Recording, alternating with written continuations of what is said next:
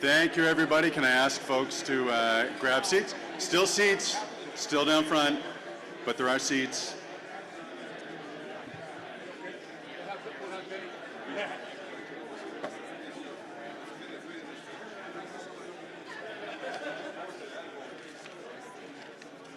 So thank you very much, everybody. We're going to go get started here momentarily with our next session. Thank you very much. We're about to hear from the Minister of National Defence, the Honourable Bill Blair. To introduce him, I want to invite Lorraine, the CEO of Lockheed Martin Canada, to come up and introduce the Minister. Lorraine. I don't know if I can touch this. Well, good morning to all, and thank you to Dave. What a pleasure to be here today. And also thank you to Dave and Charlotte and the Global Affairs team for bringing us together in a discussion around an incredibly urgent and critical topic. As those of you in the room know, our global security environment is continuing to grow more and more complex. Threat protection and deterrence underpin NORAD modernization, as well as Canada's broader role as a key contributor and supporter of allied security. Our 1,400 Lockheed Martin Canada employees across the country, as well as our multitude of Canadian industry partners, are honored to support that mission. Lockheed Martin is already partnering with Canada by delivering the F-35, which will be a crucial part of Canada's contribution to NORAD. All our efforts are driving toward Canada's priorities of securing the next generation technology to support allies, deter threats, and preserve peace. So thank you to CGAI for fostering and advancing collaboration with industry, military, and government so we can all work together faster in achieving these common goals. Leading us in a timely conversation around these priorities both now and into the future, it is my pleasure this morning to introduce this morning's keynote speaker, Canada's Minister of National Defence, the Honourable Bill Blair. Since entering federal politics in 2015, Minister Blair has held a number of positions in his distinguished career, including his time as Minister of Public Safety and Emergency Preparedness. Now, amidst growing uncertainty and rapid change, he is leading Canada's national defence and delivering on a renewed vision, as outlined in Canada's Defence Policy Update. Our North, strong and free, was clear in its direction. The most urgent and most important task we face is asserting Canada's sovereignty in the Arctic and northern regions, upgrading our continental defences to protect against new threats and vulnerabilities. I look forward to hearing this morning on how, as an industry partners, suppliers, stakeholders, and citizens, we can come together in support of this national priority. Without further ado, please welcome Minister Blair.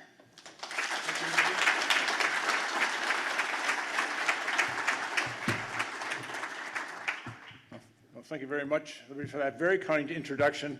I'm usually referred to as the further ado, so. Anyways, good morning, everyone.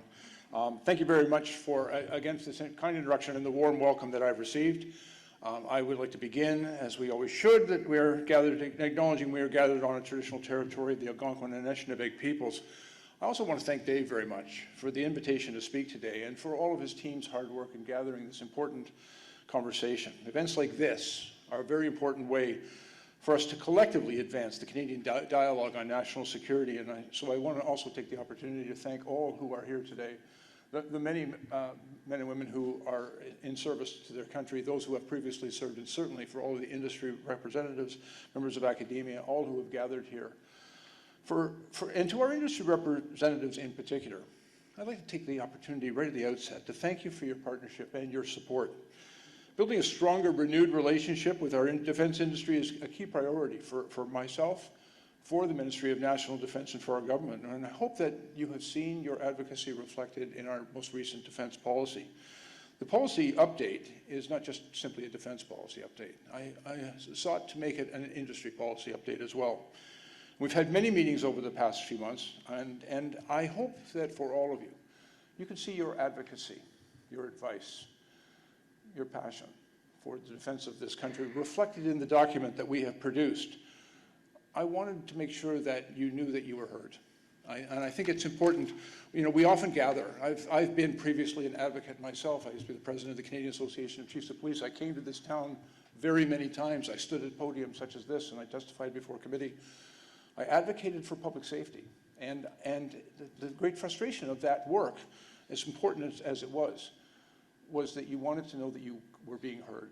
And I hope that in our most recent policy update, that your advocacy is being reflected. Now, our world is obviously changing rapidly. You've just gone through a threat briefing. We see all around us and around the world that the situation is quickly changing. War has returned to Europe. Conflict is raging in the Middle East. Tensions are rising in the Indo-Pacific. Authoritarian leaders like Vladimir Putin are openly challenging the international order that has kept us safe and prosperous for nearly 80 years. Strategic competition, new and disruptive technologies, as well as climate change, are driving new threats and uncertainties. And this is all having a direct impact on us here at home, on our security and on our defense, on our economy and on our way of life. Canada has interests and presence around the world, and so we must contend with these global challenges. But as we do so, we also must never lose sight of the most important task. And in that defense policy that I've already spoken of, we released last month, the Prime Minister and I tried to make very clear that defending Canada and Canadians is job number one for national defense and for the Canadian Armed Forces. And that includes protecting every inch of Canada's sovereignty, especially in our Arctic and northern regions. For decades, our Arctic security came from its geography. But climate change and emerging technologies are making the region more accessible. Devastating wildfire to rip through the north last summer, endangering communities and forcing entire cities to evacuate. These natural disasters are causing more domestic requests for assistance from our Canadian Armed Forces. And since 2010, CAF operations in response to national disasters have roughly doubled every 5 years.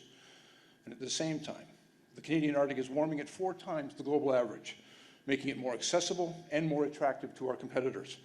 And as we said in our most recent defense policy, that we believe that by 2050, the Arctic Ocean could become the most efficient shipping route between Europe and Asia. And although we've aimed to manage the Arctic cooperatively, today both Russia and China are investing in new infrastructure and capabilities in that region. Russia and China see the Arctic as a key to expanding their influence, and they have shown a willingness to work together. Both states are investing in new and emerging military technology like long-range cruise missiles, modern submarines, and hypersonic weapons that move faster and are harder to detect. Last year, as many of you recall, a Chinese surveillance balloon violated our sovereignty. And we've been seeing a growing number of Chinese dual-purpose research vessels and surveillance platforms incursions into our region. And to contend with these threats, I want to acknowledge to you all, we've got some work to do. We've actually got a great deal of work to do. And that's why Canada is making its largest investment in NORAD modernization in a generation. Through the investment of almost $40 billion that we announced in 2022, we will modernize Canada's contribution to NORAD so that the Canadian Armed Forces can defend our country, our continent, and our people in partnership and in close collaboration with the United States. We are deepening our commitment to the extraordinary defense partnership that Canada and the United States share. It's a relationship unlike any other in the world. And this means building a new Arctic over-the-horizon radar capability that will vastly improve our ability to detect threats from the north. And it will be done in close coordination with the United States. Our intent is to build several interoperable over-the-horizon radars across our two nations to enable our decision makers a clear 363-degree picture of incoming threats. And we're upgrading our infrastructure in places like Nunavut, Yellowknife, Iqaluit, and Goose Bay. And we're, of course, doing that in consultation with Indigenous and Northern partners. And beyond NORAD modernization, we are also going to be investing in advanced capabilities for the Canadian Armed Forces so that they can better defend our country and our continent. In the past 18 months, we've signed contracts for roughly 140 new aircraft for the Royal Canadian Air Force.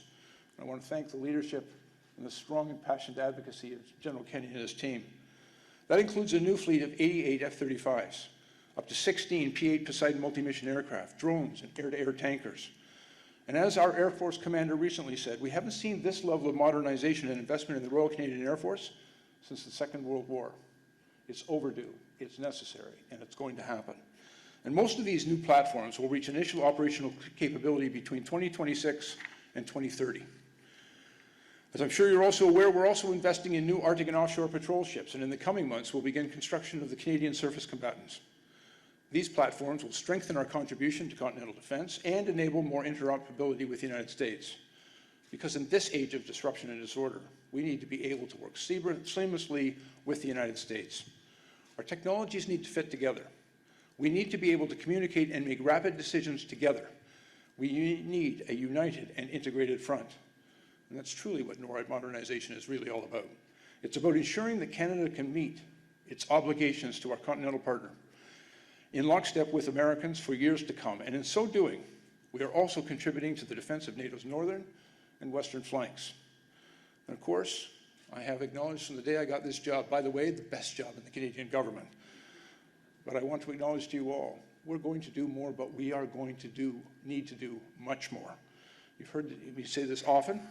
The world has changed, as we said, since we released Strong, Secure, and Engaged, our defense policy in 2017. The new policy lays out our plan to strengthen the foundations of the Canadian Armed Forces and to acquire new capabilities to meet the threats of a rapidly changing world. To build on the investments that we announced in 2017, we're committing an additional $8.1 billion over 5 years and $73 billion over 20 under our Strong North and Free policy update. By 2029-2030, we expect that our defense spending will reach 1.76% of GDP. Now, that's obviously less than 2%. But what it amounts to is a near tripling over since 2015 when we became government, a near tripling of defense spending. Our defense spending next year alone will increase by 27% over this year. We are on a strong upward trajectory, and I have been able to provide our allies with assurances that we know we need to do more. In Canada, we don't issue aspirational policy documents. I'm not allowed to announce that I'm going to do something unless the money's already booked at finance. But we know and have acknowledged, and as the Prime Minister has acknowledged many times, we know we need to do more.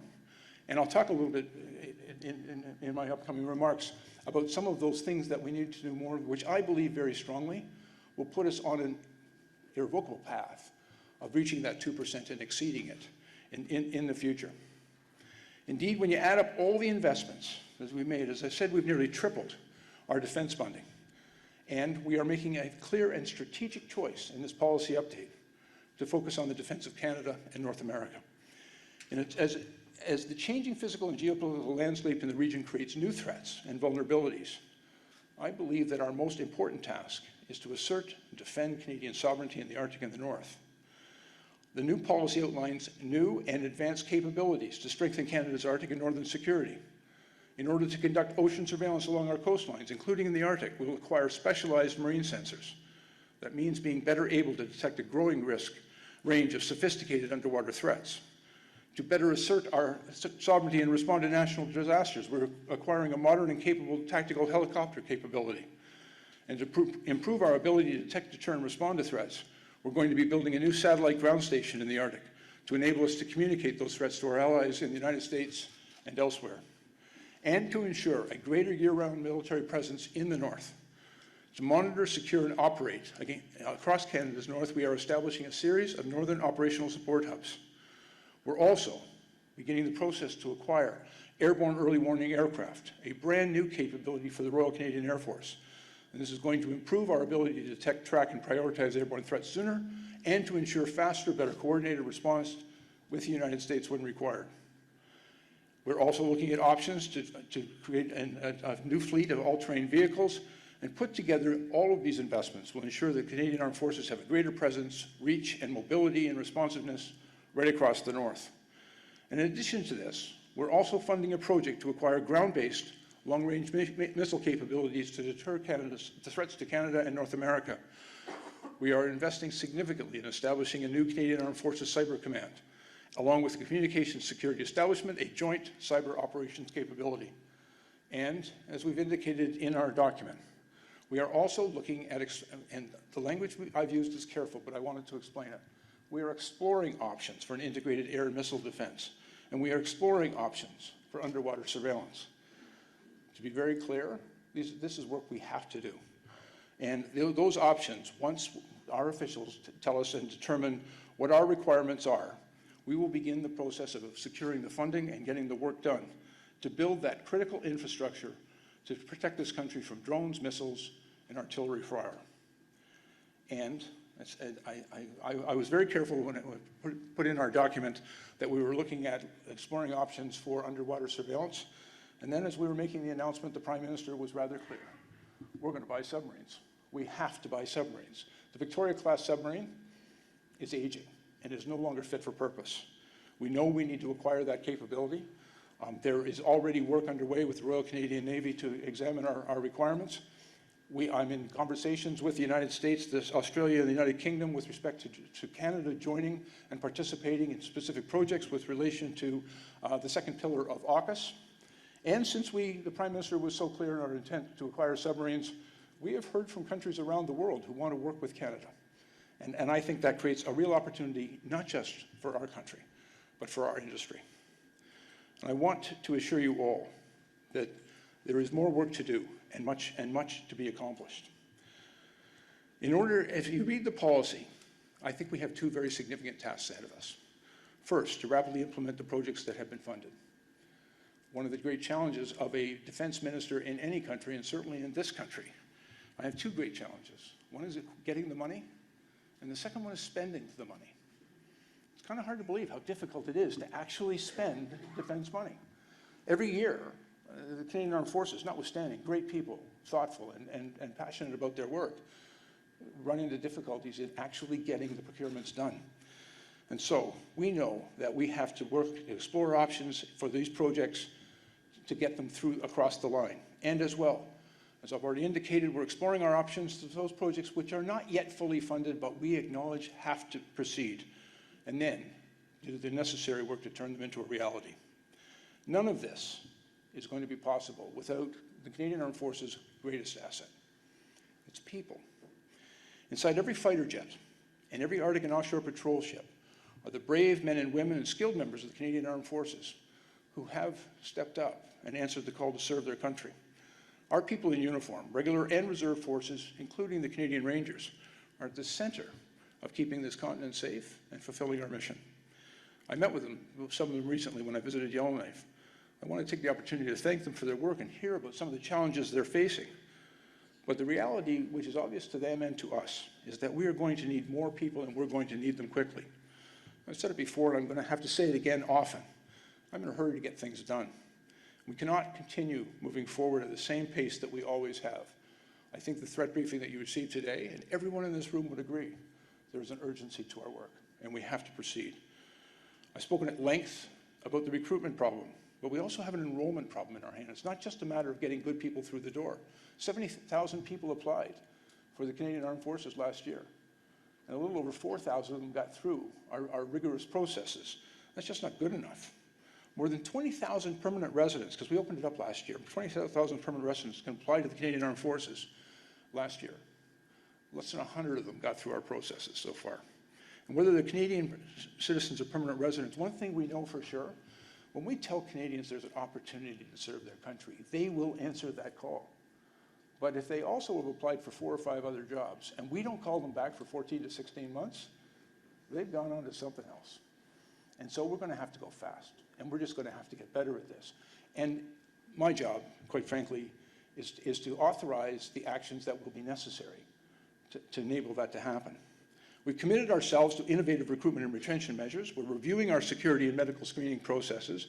And don't get me wrong, those processes are really, really important. I have no intention of downgrading any of those rigorous requirements. But I'm not sure that someone needs clearance for top secret information on the first day of basic training when we're really only teaching them how to march and to shoot. And so I'm also suggesting that we create a probationary period so that we can get more Canadians into uniform faster, get them trained, undertake those important processes of making sure that they are suitable for the armed forces and that we can move forward. We've also heard really clearly from the members of the Canadian Armed Forces about the need to make new investments in housing, childcare, and better infrastructure. Making sure that we support the men and women who choose to serve and their families is also a critically important job for us. And in addition to uniformed personnel, it's also going to be important to significantly build up our in-house public service expertise, because we need them to deliver on all projects, to get new equipment into the hands of our troops, and to make sure that we can achieve the mission. And I also want to assure you, as we invest in the North, we can't and we don't have any intention of doing it alone.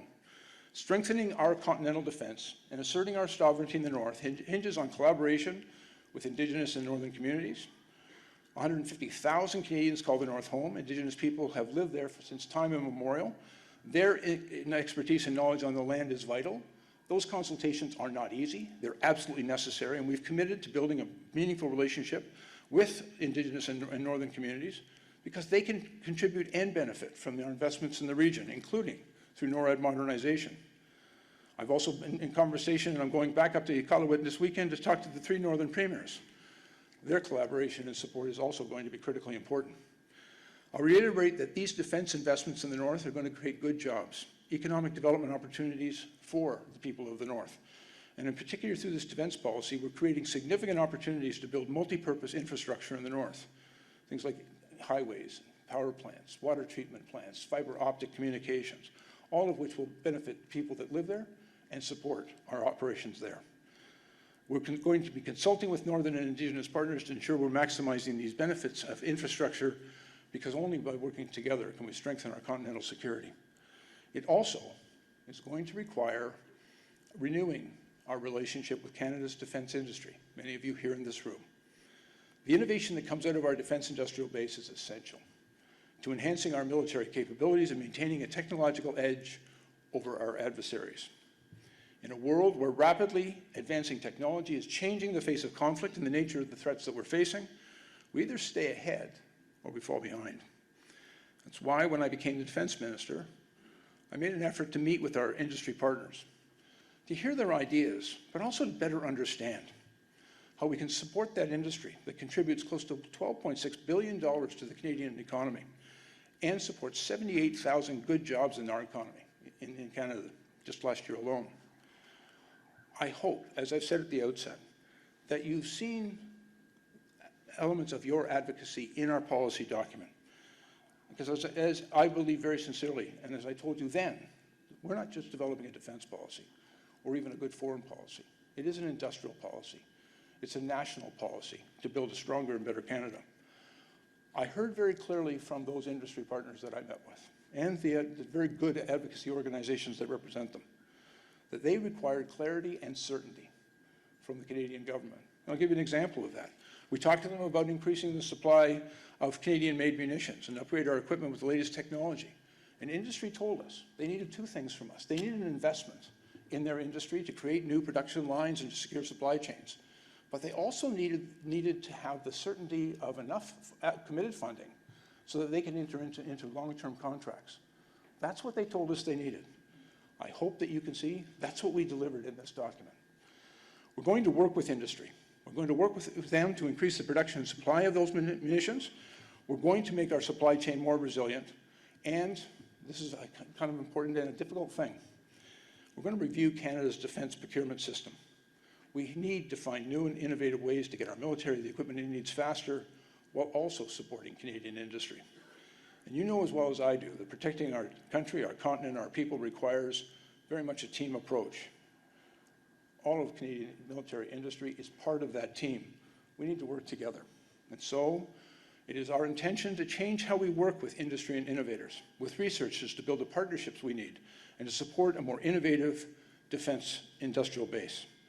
And going forward, it is also my intention, one of the things I learned, that even in updating a defense policy that we issued in 2017, for someone my age, that seems like yesterday.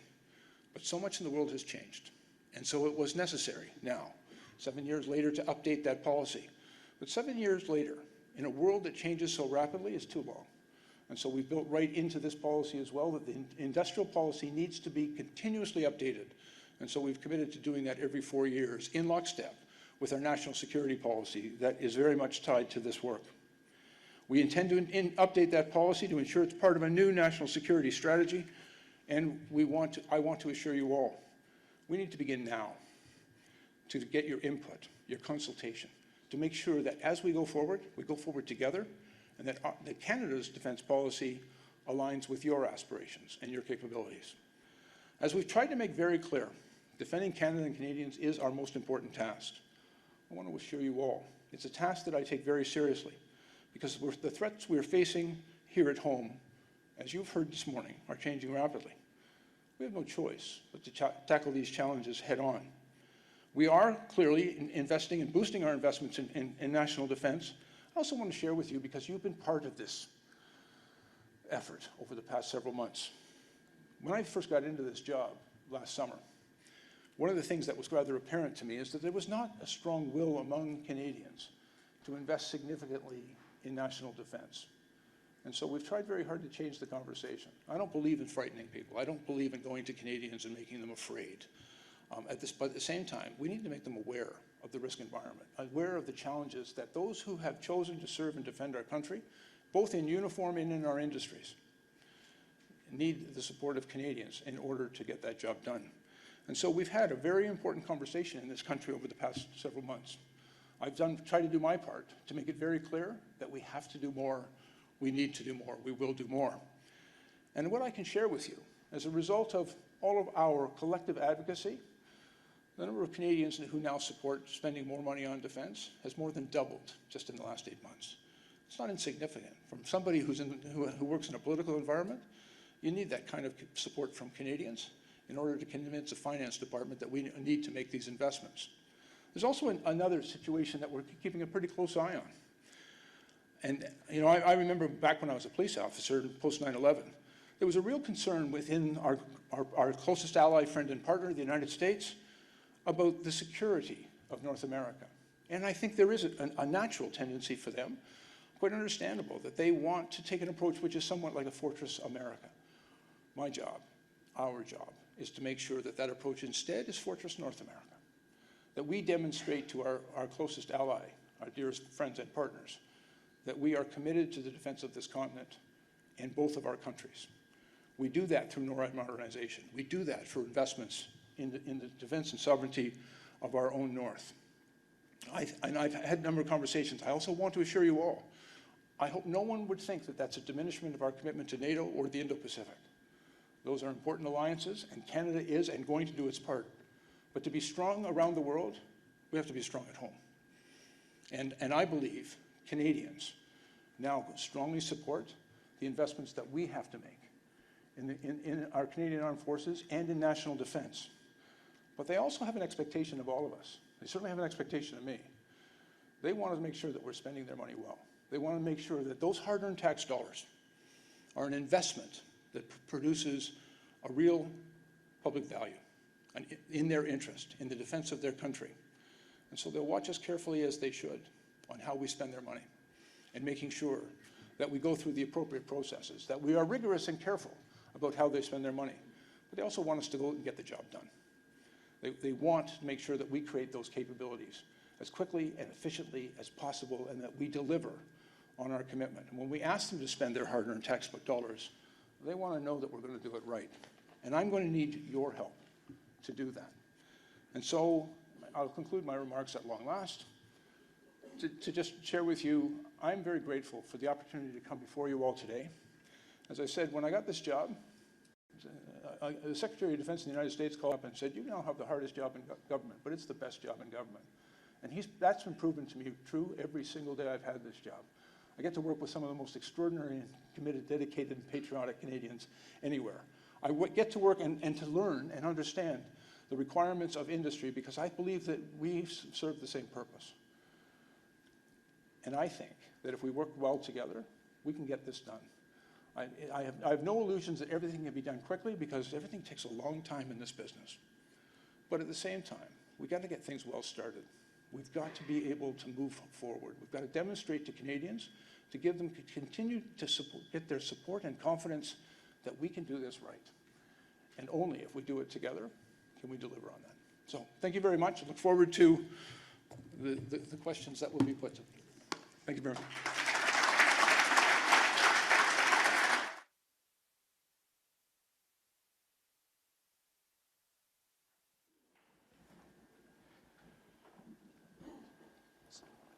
So Minister Blair's very graciously offered to stay for a few extra minutes and take some questions. I'm going to try and thread the needle between how long he said he's willing to stay and when his staff has told me that he needs to leave. We do have two mics here for questions from the audience, which we'll get to in a second. But Minister, first, I guess I'd say congratulations on the new policy. Not an easy feat, not something that usually happens twice in the life of one government. And you talked a little bit about the need to engage with your cabinet colleagues to be able to get that done. As you're talking now about implementation of the policy, I guess what are your thoughts about how you're going to approach engaging across the cabinet with your cabinet colleagues, not just on the procurement, but obviously there's significant Northern and Indigenous engagement aspects to this. So what are your thoughts about how you're going to start working with your colleagues to get this policy into implementation? The first, yeah. I always thought I can project, but apparently not. The first task was to get the support of the Prime Minister, and I will tell you, I had that from day one. When the Prime Minister actually called me into his office and said, I'd like you to be the Minister of National Defence, he also made it very clear that he had certain priorities, and one of the tasks he gave me is go get things done. And I come from an operational background myself. I was a cop for 40 years. I was police chief in Toronto for a long time. Actually, I will tell you, in that old job, I used to sit around the table and I'd listen to all the smart people I knew. They would give me their best advice. I'd make a decision, I'd issue an order, and they'd go do it. That's not how government works. Live and learn. But the Prime Minister made it very clear that he had my support and he wanted us to move forward and get it done. Convincing the Finance Department in this current fiscal environment, with all of the other things that Canadians were concerned about, affordability, don't care, housing costs, the cost of living, all of those things are very much front of mind for the whole government. And I had to sort of keep on pushing my issue forward about the importance and the need to invest in defense. I will tell you as well, let me also share with you, trying to go to Cabinet or even to Canadians and tell them that we had to do this because we had to meet this magical threshold at 2% for the NATO commitment. And don't get me wrong, it's important. But it was really hard to convince people that that was a worthy goal, that that was some noble standard that we had to meet, because nobody knows what that means. They don't know how much money that is, and they didn't know what it was we were going to spend money on. So it really, for me, I couldn't go and make a defense policy argument to reach that spreadsheet target of 2%. And so instead, we set out to make the argument about the need to defend this country and the need to invest in the Canadian Armed Forces, the importance of the work that they do, the fact that so many of our tools, like the planes we're replacing are 40 years old. They've been great. They've been terrific in service, but we've got to go forward. The ships we're replacing, and frankly, that's a real frustration for me because I'm actually spending more money maintaining the existing fleet than I am buying the new one. And so going as quickly as and getting that job done is also a priority. You can tell that I feel the need for speed here. But I think we've done a pretty good job of making the case for defense spending. I'm fairly fortunate. I have certain partners in foreign affairs, and one of the things that I did with the Minister of Foreign Affairs when I first got this job is I went and asked for her help in writing a defense policy that was also foreign policy. I went to the industrial minister and said, I need to write an industrial policy here and I need your help. And because I think that's important. So there are key parts of my cabinet and our government that I think really get the need for this investment and in doing this. And I think because of the way we framed it, it also appealed to Canadian sense of pride. And one of the arguments I think that can be made is if we don't defend our sovereignty, it's not our sovereignty anymore. If we leave it to somebody else, if we're just a client state of someone else, then it's not really our Arctic, it's not really our North. And I think that really speaks to Canadians' pride in who we are as a country, who we are as a people. And I think I'd rather appeal to people's pride than make them afraid. So again, I'd ask you a question about how you, in your role specifically, are going to look to drive the implementation. Obviously, everything related to continental defense, NORAD in particular, has got a very strong interrelationship with your American colleagues. Can you talk a little bit about that relationship and how you're going to work with your counterparts in the United States to coordinate what needs to be coordinated to ensure that our forces remain seamlessly interoperable in this new continental defense vision? Yeah, I think it is the most important defense relationship. As a matter of fact, I'm heading down to Washington next week. Actually, I'll be in Iqaluit on the weekend, and then I've got to go down to Washington next week to meet with the Secretary of Defense. He's a terrific partner, by the way, and he gets the job that needs to be done, and I've tried very hard to be a good partner to him. We already have in place, and I noticed General Blair's here, we already have really good people in that relationship. The American Armed Forces has a great deal of confidence in those partnerships because of the quality of people we send into that work. But it's, if I may, it's also, I think over time, I talk not just to American secretaries of defense, but to some of their senators, some of their congresspeople, when we were at the Halifax Forum together. A lot of them were expressing real concern about, they didn't see there was an awful lot going on between Alaska and Norway in the north. When I go to NATO, and of course they're very focused, as they should be, on the threat on their eastern frontier, particularly with Russia invading Ukraine, but all along through the Baltic states and down as far as Romania, there's a real, I think, understandable concern about that threat. But when we talk to them about our northern frontier, our western frontier, and our responsibilities there, I've spent a lot of time trying to convince them that that's Canada's responsibility, that's our end. And so, I've looked at what we had in place, frankly, between Alaska and Greenland, and it's very obvious we just weren't holding up our end. And so first of all, coming to that realization, and then realizing how we can then counter that, how we can deal with that. There's a couple of other really important policy discussions we're going to have in government about our relationship with the United States, particularly with NORAD. Those are really important conversations, and I'm going to do my job to advance those, but it has to be done thoughtfully and advisedly, and again, not based on fear, but just on the new practical reality. The world's changed, and we've got to change with it.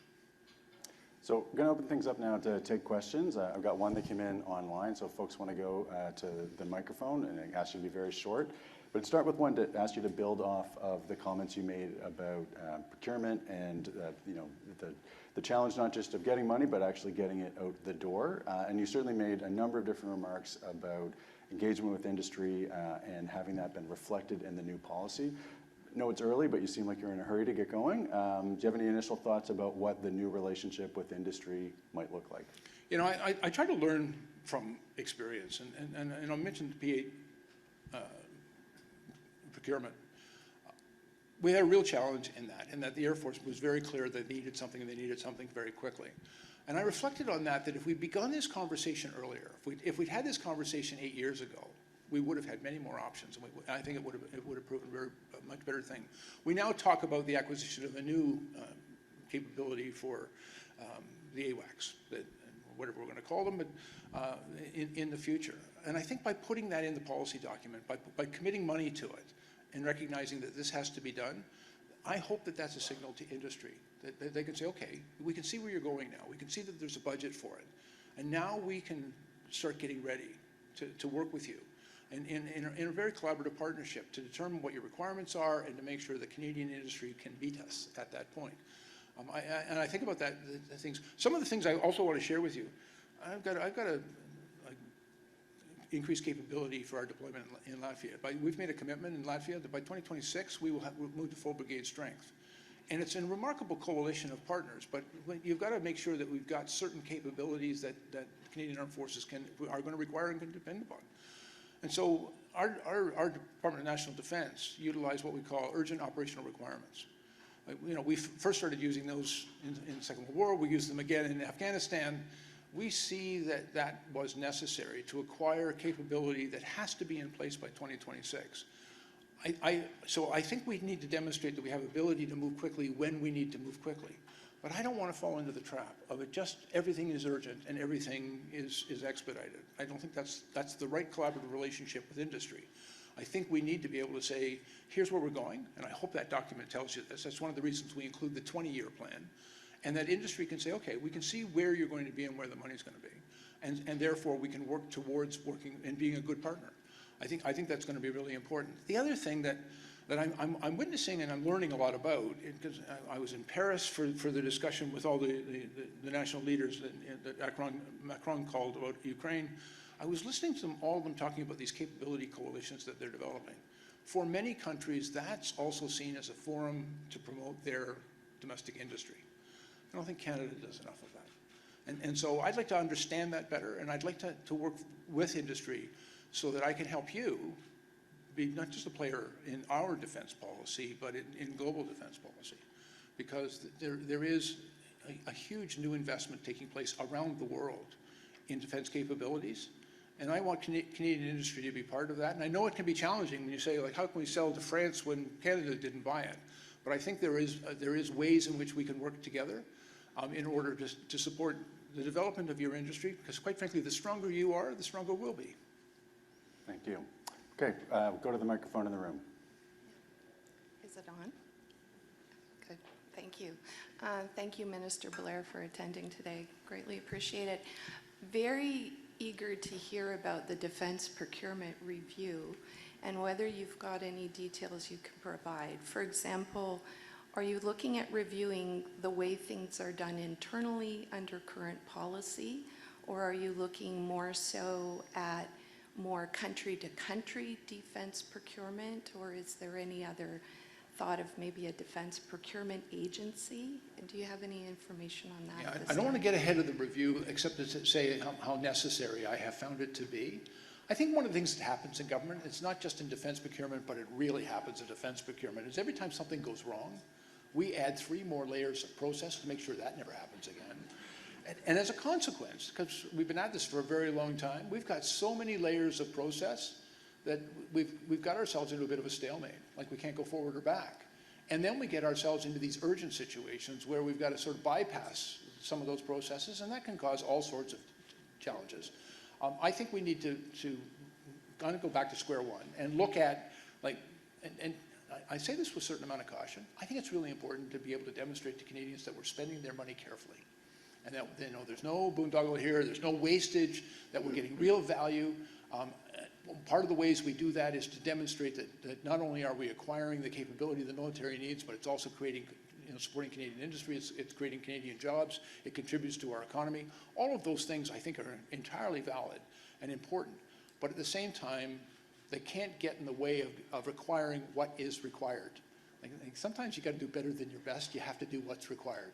And we find ourselves in the current situation and faced with those challenges more and more often.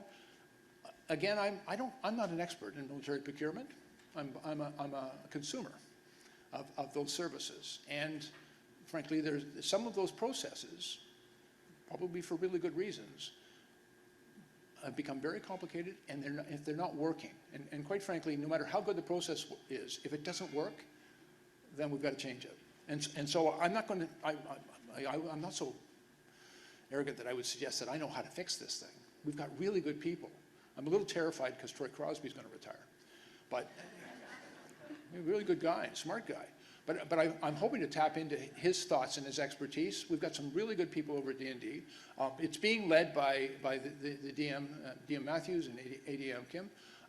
Really smart people. I think you're going to hear a little bit from Pete Hammerschmidt, who probably will give you even better insight into this than I possibly could. Like fixing some of the challenges. And I'm going to try to be careful here, because I'm not being critical of D&D, and I'm not being critical of CAF on their recruitment efforts. Like they're terrific people doing terrific work. We just need to do better. We need to go faster. And I can't think of better people to ask to do better than those people. Could I ask one more question? Nope. No? Seriously, no? Serious? Take Stitch, then we got to get him out of here. You know, I know that there's people in a hurry. I couldn't care less about the next thing I'm going to, so. I won't ask the question. My apologies to the minister's office. I'm trying. I won't ask the question, Dave. Listen, I apologize to Dave, because I don't mean to mess up his schedule. Eventually, he's going to have to throw me out of here. It's not me, it's your staff. We'll keep you as long as you like. And you, but to be quite honest, this is an important conversation for me, and I actually really value the opportunity to come before you all, and I learned something from your questions, so. It's okay. We will take 2 very short questions, Marcia, and then, so go ahead, and then take a short one from Rich also. Just wanted to know if industry will be involved in the procurement review to participate.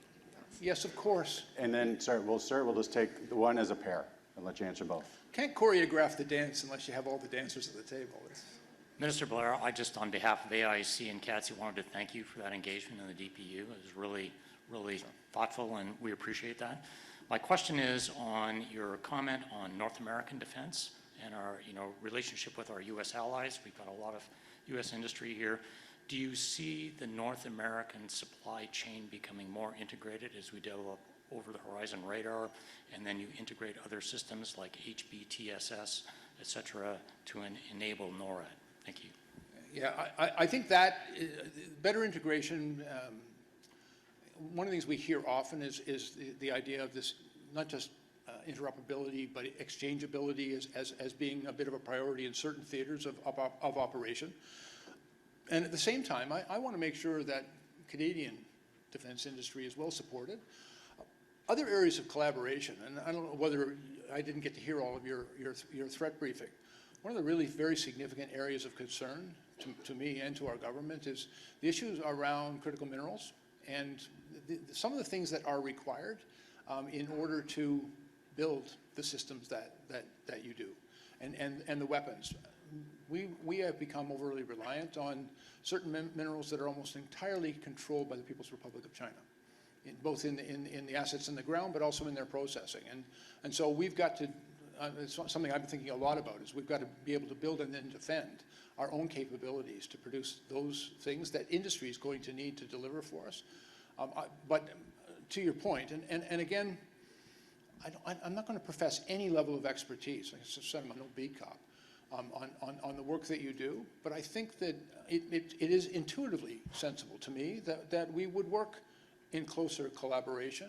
My interest as well, though, is to make sure that in sometimes when you're talking to big partners, they tend to dominate the conversation. And it's a little bit hard sometimes to tell the Americans how important it is that Canadian industry be well represented and benefit from our investments as well. But I think it's an important part of every conversation that we do that. But again, that's another reason we need industry at the table, to tell us what they need from us in supporting those innovations. And there are times, the American military-industrial complex is a fairly well-known and very significant entity, but I want to make sure the Canadian industry is integrated with that and competitive with that.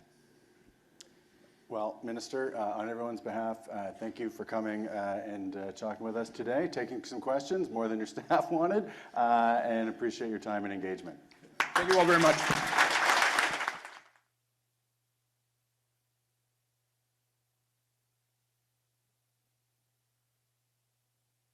5 minutes before the next session. Get me out of the door. Yeah.